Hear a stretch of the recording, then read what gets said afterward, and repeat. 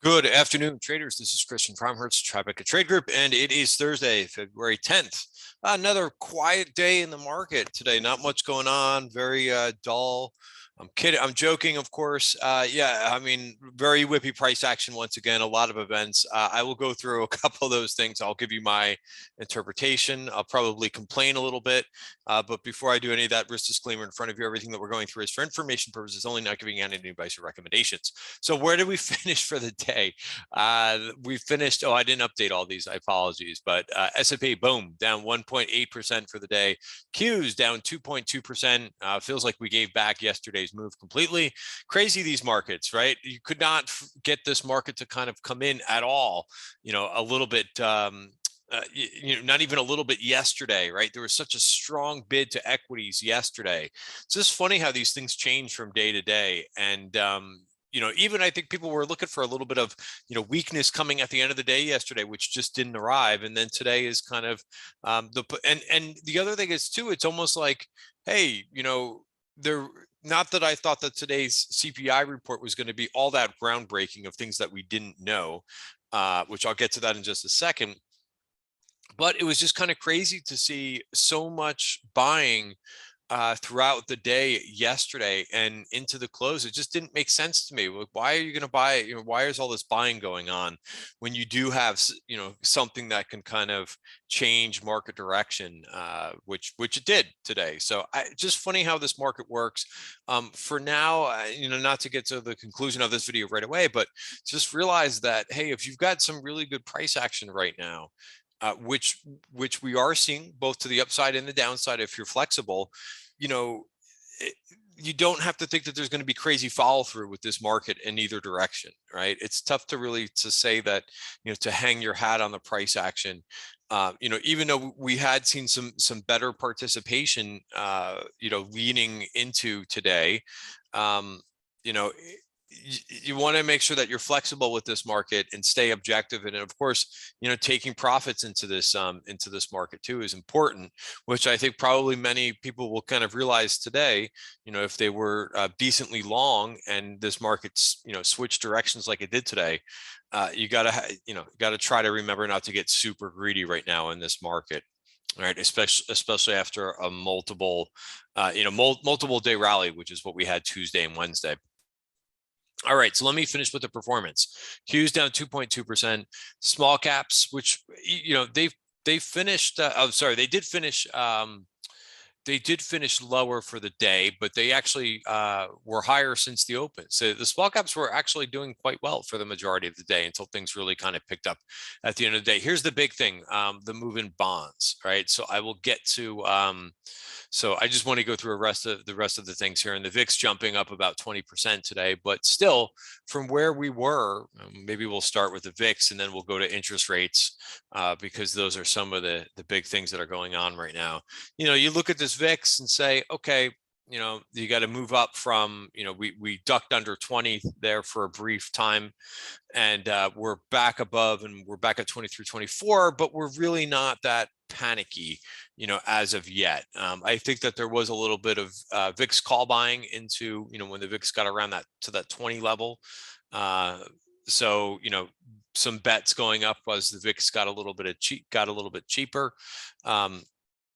Let's talk about bonds too, and I will talk about the inflation report today, CPI report. I was kind of downplaying this a little bit because unless you lived in a cave, that there's been inflation all over the place. You go to the store, you buy anything, and it is startling to see how how much prices are up. So I don't think that this is a surprise at all. It was also leaked a bit yesterday by the administration, talking about the year over year CPI. So this gets us over to talk about the Fed a little bit, and then I wanted to chime in here because I know everyone has an opinion on the Fed these days. So I'll give you mine.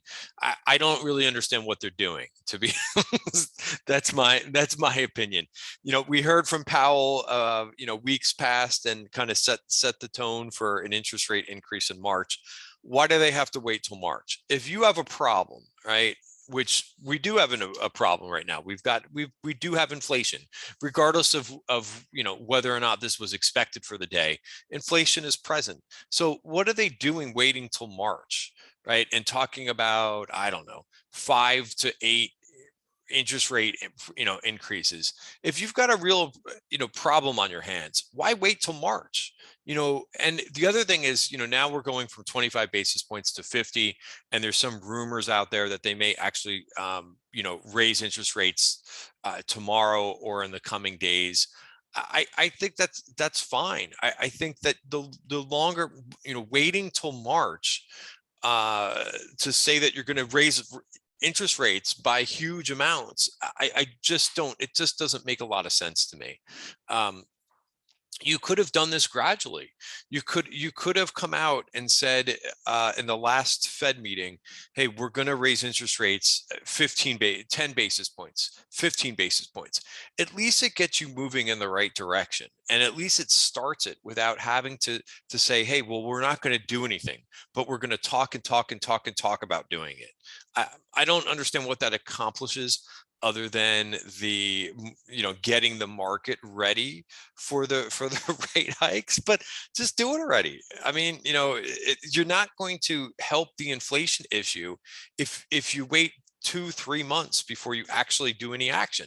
I remember it was the same thing. Not to go off track here, because I like to keep these videos as short as possible. But when Janet Yellen was the Fed president too, they waited too long. They talked about it and talked about it. Well, we're thinking we're going to do it, right? If you just do it 10 basis points, right? You by the time you get to that meeting and say, hey, we're going to do 10 basis points every month, right? And then and you leave it at that. You say, we're going to do 10 basis points every month, and we're going to come in and we're going to reassess, because you'll get to where you want to be, right? If they want to raise interest rates by a percentage point, if you just do it every month, right, you're going to get there, and it's going to be incremental, right? When you start saying we're going to do this 7, 10, it's nonsense. It's really poor planning, and they could do better.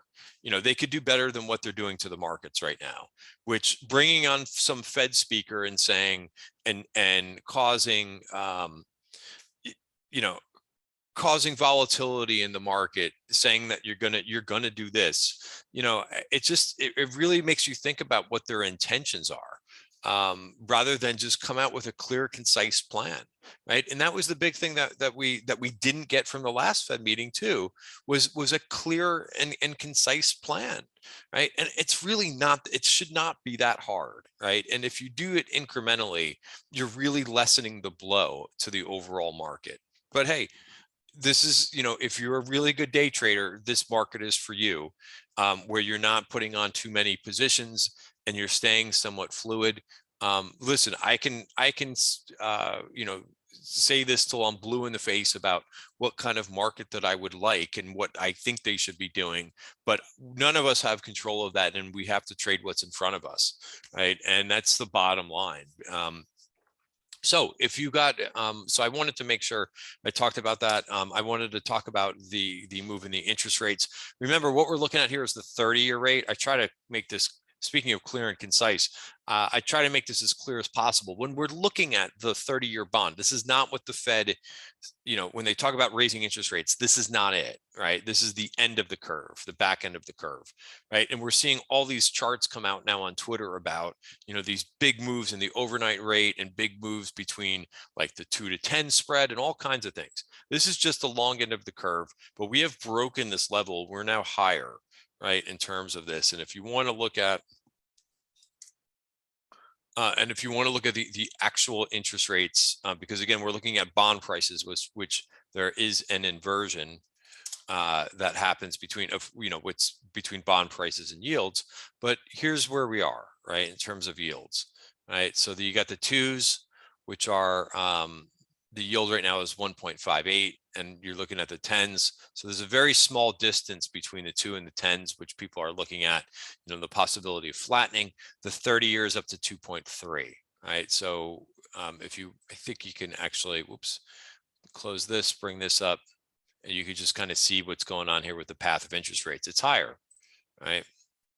So this is the 5-year. So, we are dealing with, fast moving yields at this point. And, what I found interesting is that we really didn't, we saw these yields go higher Friday, as well as I think it was Tuesday.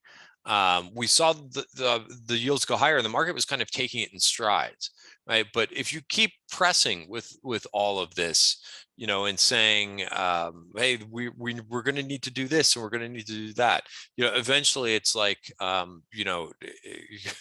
use the expression of, anyway, you'll know the movie, but it's like you sweep the leg at this point. This market can kind of take some things in stride, but eventually you're going to bring down this market.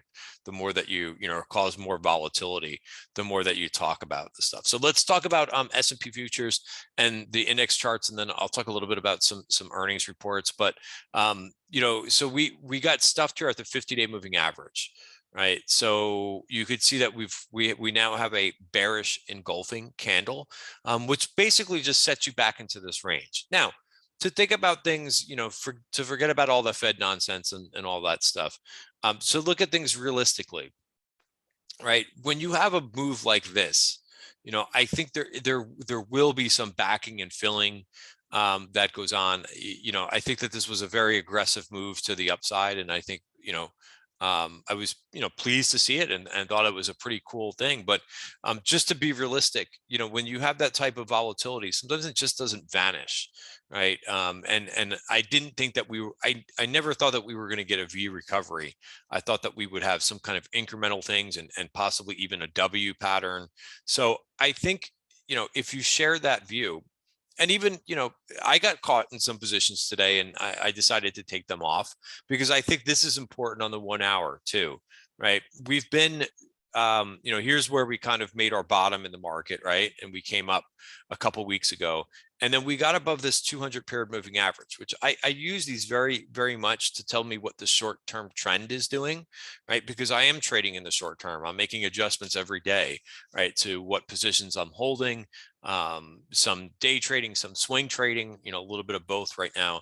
And I like to be able to define the trend. So price got above here, back checked it at the beginning of last week, and we basically stayed above now a rising 200 period moving average. We back checked that on, again, towards the end of last week. I think that was Thursday, maybe Friday morning.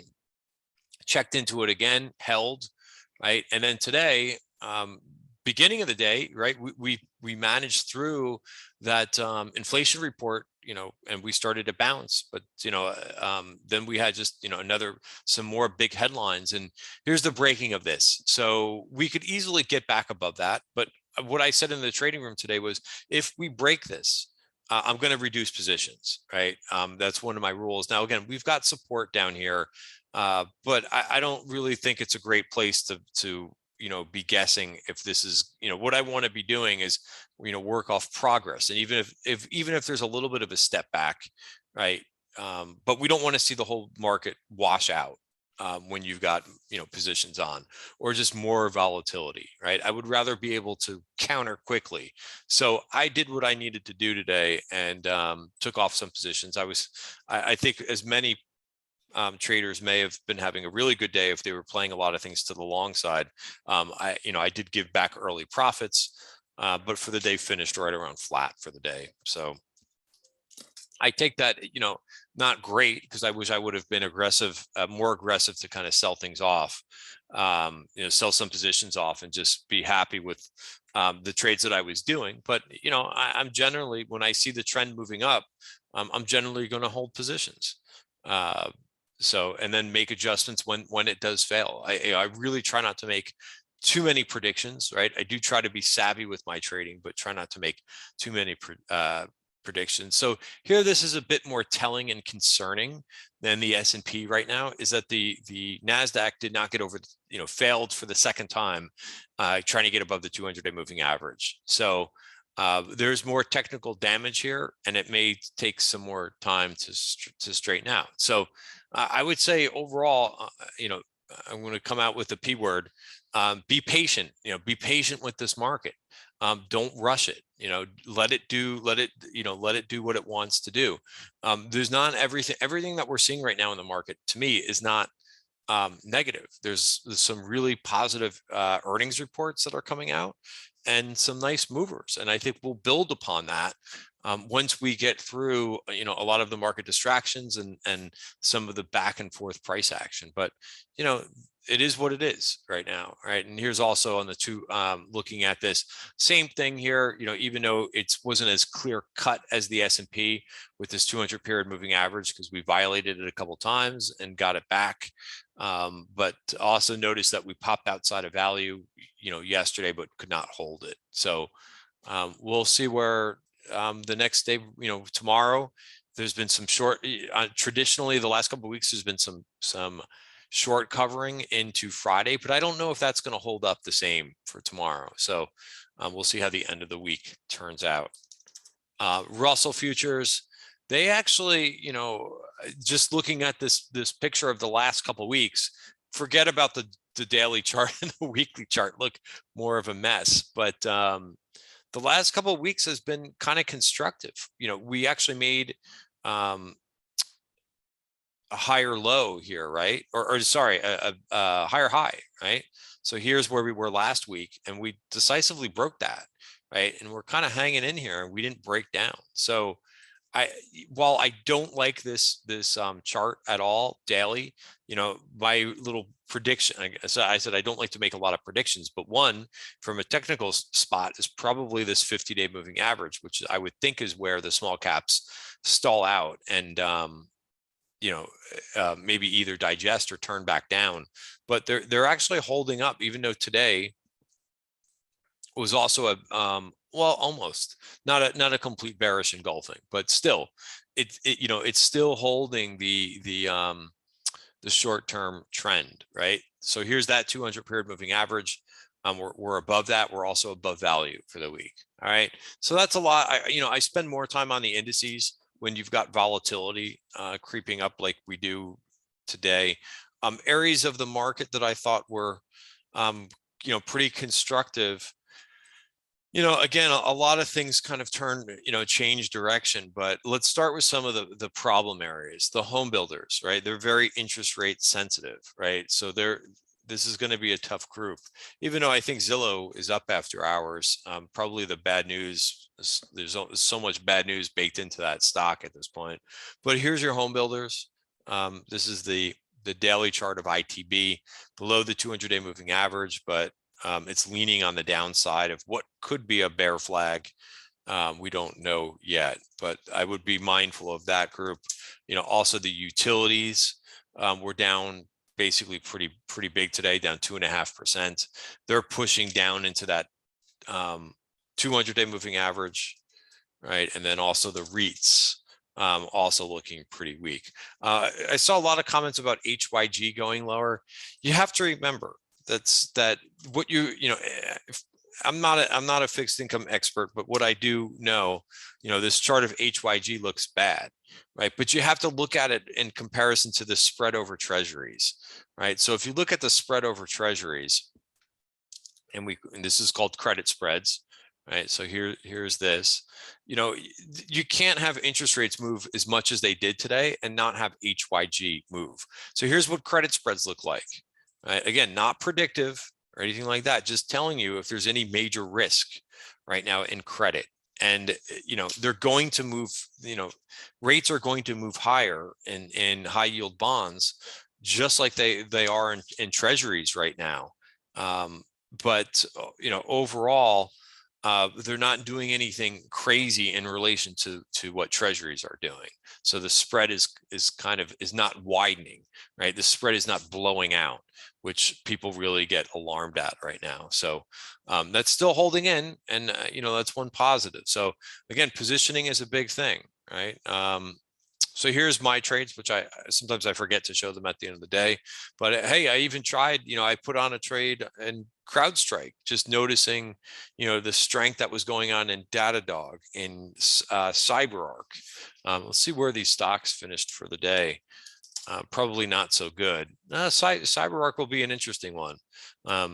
see if that holds the 200-day moving average. But, I was like, hey, I think CrowdStrike, if it wants to, again, without any major news, and it didn't do that poorly, but 200-day moving average is up here. I thought Snowflake was doing a great job today, but that failed at the, I don't want to say failed because it's one day is not a trend, but I would watch that 50-day moving average, right? It did not, look at the move. 329, and that was the high of the day, and gave that back, but it's above the trend line. So, something to keep an eye on, right? I've been more into, the names that are really trending, CF Industries.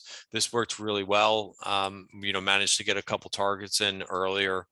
I added to this, got that in. CCJ, which was a nice trade idea in the room. That was a name that saw a lot of option activity. Deer, just now it didn't work, wasn't the right day, just like a lot of other trades. I reduced that at the end of the day. It's a trade I was talking about on Bloomberg earlier. But hey, I got to honor the price action. Baidu is a trade from yesterday. I got out of that at my cost basis. So again, I made adjustments to what this market is doing. And if we're losing the short-term trend, I put on Huntsman yesterday. I took it right off today. Schwab, I took off the last portion of the trade. That was a profitable trade for me, but the last portion of the trade went back to the cost basis. So I'm out. So again, just being super disciplined, right? Learning from my mistakes in January. I used my judgment and made some predictions more than I was following my system. So shame on me for January, but I'm not doing that in February. CEIX was a nice trade, right? That I put on yesterday, noticing the strength in copper and some of the other material commodities as well. So that's it. That is it. So again, I did take some nice profits in the morning, which kind of helped me out. And then I had to reverse a couple trades that I put on from today and yesterday. All right, guys, have a great night, and I'll see you tomorrow. Oh, so last message for the end of the day. Like if this is frustrating for you, I don't blame you. Sometimes the price action is just like this. The best thing I can do, and again, without giving any advice or recommendations, is to tell you what I'm doing. And just, I reset my risk, right? I just kind of take some trades off. And what I do for trades, things that I really liked that I thought were setting up pretty nicely, as soon as I take the trade off, I put an alert back. Right? If it's a false move down or some type of a false action, I basically will put the alert back to where, I originally got into the position or where it looks healthy on the chart. You can always get back in these names. And, there's this market was looking, pretty good. Coming into today with more areas of the market participating. So just, don't get hung up on one day of, bad price action. This market will be there for us again. And we'll go from there and trade it when it's acting much better than it is right now. Have a great night, everybody. See you tomorrow.